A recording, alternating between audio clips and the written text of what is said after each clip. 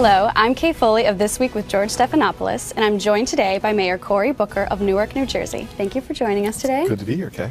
And because we believe all politics is social, we're putting some of your questions from Facebook and Twitter to the mayor. All right, let's start off. All right. When we asked for questions, if anyone had any on Twitter and Facebook, Jim Bloom tweeted at us, "No, because you answer all of his questions directly through Twitter," winky face. And many people expressed similar sentiments. So how many hours a day do you spend on Twitter? I guess it's so seamless that I don't even really think about it that way. So it's like going from meeting to meeting or waiting for people to come into the office. A lot of it happens in the early morning when I wake up or late at night, which gives a lot of my followers this idea that I don't sleep. But if I wake up at, like I did this morning around 4 o'clock, I'll start checking my Twitter and responding to people. Do you ever feel you can take a day off, or? You know, it's so integrated. It's like saying, do I want to take a day off from talking, or do I want to take a day off from connecting to people? And I've looked at the averages, you know, maybe sometimes 15, 20 tweets a day. Sometimes it goes down, sometimes it goes up, depending on what's going on. But it's really, this is the democratization of our democracy in a weird way, because there's so many forces that are pulling people away, leaders away from the people, special interest groups, money in politics, creating a more of an elite environment. But I think that social media has a chance to pull people back and have politicians far more accessible, far more transparent, far more connected, and ultimately move from a hierarchical society to a level playing field. Okay, and then Alan Russell Carter wonders what your thoughts are on Clinton Booker 2016. Unless Clinton Booker 2016 is some kind of new rock band that might be coming out.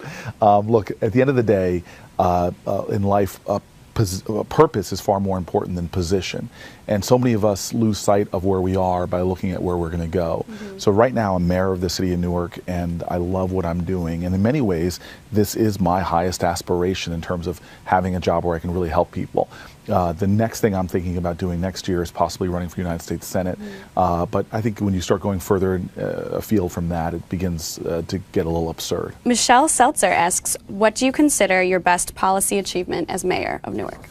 God, I mean, look, I think the best thing you can say that, and maybe it's less policy and more spirit, is that we've taken a city that used to be just disregarded, disrespected, and just plain dissed, that was losing population, losing tax base, losing business, and now we've reversed those trends, and now people really have a lot of respect for Newark.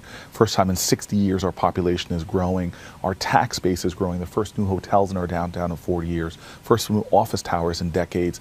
So creating jobs at a pretty dramatic clip for our residents. And now for our lightning round. All right. Yeah, you ready? Yes. All right. First question, favorite TV show?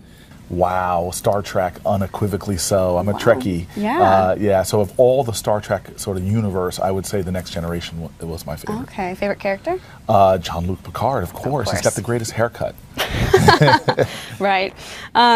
Coffee or tea? Coffee. And you know what's interesting is I did not drink coffee before this job. I always say this job drove me to drink. That's so funny. First concert? I went to a Lionel Richie concert. It was my first concert. That's no shame. That's okay, great. Thank you very much. I like Lionel Richie. Yeah. Hello? No, I won't start. Pet peeve?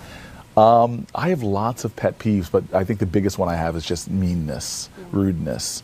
You know, it's like, for me, it's like the deal breaker. If I'm on a date and the person is like rude to the waiter or to the busboy or something like that, to me, I think it's just, you know, life's too short. Every moment we have a chance to show kindness, and that to me is the thing I like the most about humanity. When people don't even think that you're being watched, and you see somebody bend over and pick up some trash or help somebody, it's that to me lifts me the most to witness that, and the opposite of that is what sort of just makes me frustrated the most.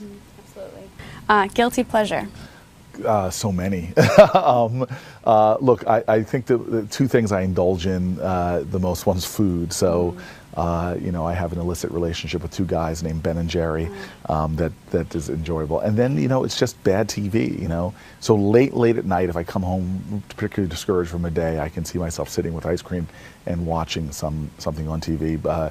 Jon Stewart, Stephen Colbert, hoping that they'll make me laugh at the end of a day before I hit the sack. I think we can all relate to that. Yes. So thank you so much for taking the time to talk with us. Very much. This has been great. Appreciate it. And thank you to all of you that have submitted your questions.